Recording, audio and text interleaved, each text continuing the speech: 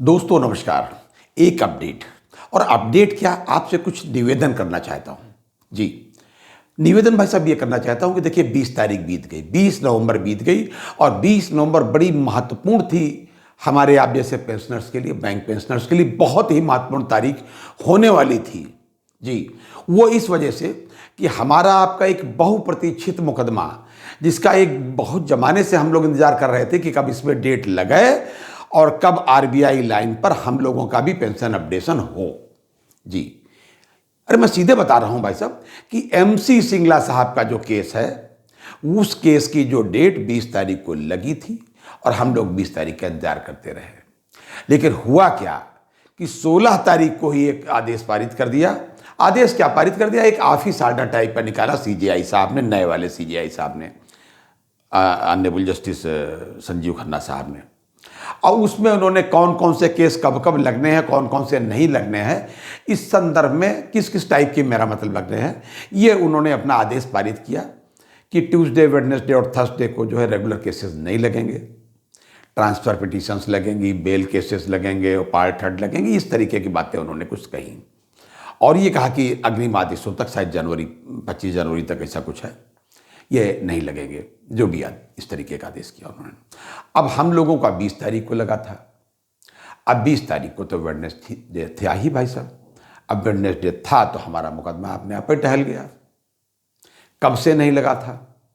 अरे अब तो इसके पिटिशनर भी एक जमाने से भाई साहब भगवान के यहाँ जा चुके हैं और उसका इंतजार करते करते उनके बाद वाली पीढ़ी के भी तमाम लोग भगवान के यहाँ जा चुके हैं।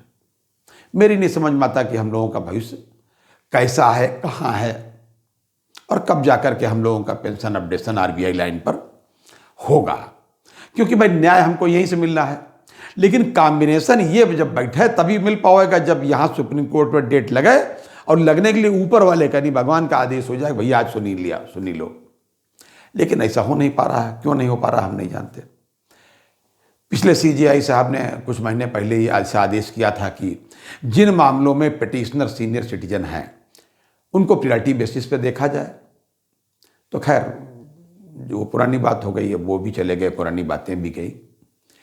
अब जो नए मामले जिनकी प्रायोरिटीज़ में जिनको अब देखा जाना था, ट्यूसडे, वेडनेसडे और थर्सडे को, उसमें ट्रांसफ़र पिटिशंस थी जी। रेगुलर वाली नहीं लगनी थी, मतलब पार्ट थर्ड वाली थी और विशेष करके बेल वाली थी।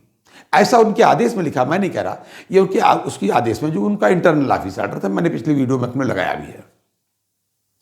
अब बेल भाई साहब सुप्रीम कोर्ट में किसकी होती है आप उसे देख लीजिए।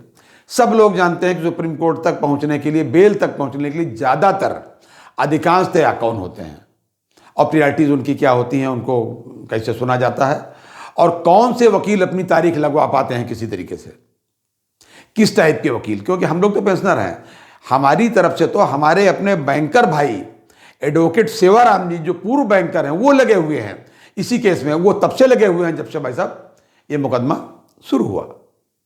और हम लोग अगर किसी बड़े वकील को हायर करने का थोड़ा बहुत सोच भी पाते हैं तो फिर औसत दर्जे के जो भी वकील किसी तरीके से कर पाते हैं।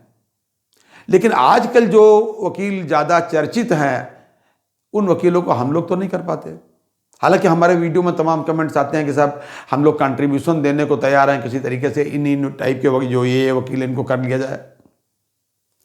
लेकिन ये वकील जो है ये खाली कहाँ भाई साहब, ये तो पॉलिटिशियन से नहीं इनको फुर्सत है, क्योंकि वही पैसा दे पाते हैं। हम लोग चंदा दे करके इनको कहाँ दे पा रहे हैं, कुछ नहीं कर पा रहे हैं।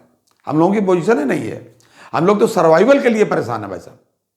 अब नहीं हो पा रहा तो अब इसमें क्या हो सकता है भैया। तो हम लोग वेट एंड वॉच तो कर ही रहे हैं, लेकिन वेट एंड वॉच करते करते हमारे कितने साथी चले गए और भगवान ना करे कि कितने चले जाएंगे। भगवान ना करे, ये पहले कह दिया कितने जा सकते हैं भाई साहब।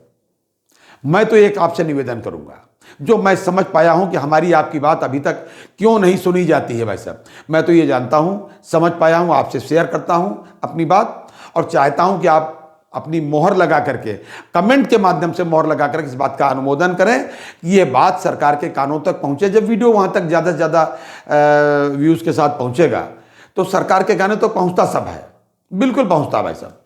तमाम वीडियोस पर एक्शन होते हैं कि साहब आपने ऐसा क्यों कह दिया, आपने ऐसा क्यों कह दिया, यानी कि वीडियोस की जांच होती है, ज़रूर वहाँ तक उनकी आवाज़ पहुँचती है और आपकी आवाज़ भी वहाँ तक पहुँचेगी कि भाई पेंशनर्स ऐसा चाहते हैं। मैं आपसे ये निवेदन कर रहा हूँ भाई साहब कि आपके बीच का एक भी आदमी, यानी पेंशनर्स के बीच का, बैंकर्स के बीच का, पेंशनर्स का मतलब केवल पेंशनर, बैंकर्स का एक भी व्यक्ति, सुप्रीम कोर्ट की छोड़िए, सुप्रीम कोर्ट तो बहुत बड़ी बात है, एक भी व्यक्ति भाई साहब जो लोकसभा और जो है राज्यसभा में नहीं है, उनका सांसद नहीं है, ना राज्यसभा का ना लोकसभा का। मैं तो कहता हूं कि मेरी जानकारी के आधार पर किसी भी विधानसभा विधान परिषद में नहीं है। अगर कोई ऐसा वैसा कोई हो जो 2-4 दिन कभी बैंक में रहा हो, उसकी बात मैं नहीं जानता, लेकिन मेरे तक उसकी कोई सूचना नहीं है। केवल उस व्यक्ति को वहां होना चाहिए जिसने आपकी समस्याओं को देखा हो, खुद ही जिया हो। तो मेरा आपसे निवेदन है कि इस कमी को अगली बार जहां किसी भी प्रदेश में हो, आप किसी भी प्रकार का चुनाव हो, किसी भी पार्टी से आपका कोई बैंकर साथी खड़ा हो, बिना भेदभाव के आप उसको समर्थन दीजिए। आपके बीच का व्यक्ति जब लोकसभा और राज्यसभा में पहुंचेगा तो आपकी बात जरूर उठाएगा, और अगर विधानसभा में भी पहुंचेगा तो मैं ठीक से जानता हूं, आप भी जानते हैं, बैंकर्स की समस्याओं का हल विधानसभा में नहीं है। लेकिन जब वो विधानसभा की बेल में लेट करके, हो हल्ला मचा करके विधानसभा अध्यक्ष से रिक्वेस्ट करेगा, वहां के मुख्यमंत्री से रिक्वेस्ट करेगा कि बैंकर्स की इन समस्याओं को आप माननीय प्रधानमंत्री तक, देश के वित्त मंत्री तक पहुंचाइए, तो वो जरूर पहुंचाएंगे और आप तक भी ये खबर पहुंचेगी कि उन्होंने ऐसा किया। ये मेरा अपना मानना है। अब मैं चाहता हूं कि अधिक से अधिक कमेंट के माध्यम से ये बात आप इस पर अपनी मोहर लगाएं। ये था आज तक का अपडेट कहें या हमारा आपका एक्सचेंज ऑफ व्यूज, एक दूसरे से दुख बांटने की बात है। और अगली बार किसी अन्य बात के साथ फिर हाजिर होऊंगा, तब तक के लिए इजाज़त दीजिए। और फिर एक रिक्वेस्ट करूंगा कि प्लीज़ अपनी सेहत का पूरा ध्यान रखिए, क्योंकि आरबीआई पैटर्न पर जब हमारी और आपकी पेंशन का रिवीजन होगा, उसका लाभ उठाने के लिए हमारे लिए अच्छे स्वास्थ्य का होना, सर्वाइव करना बहुत ज़रूरी है। जय हिंद, जय भारत, नमस्कार।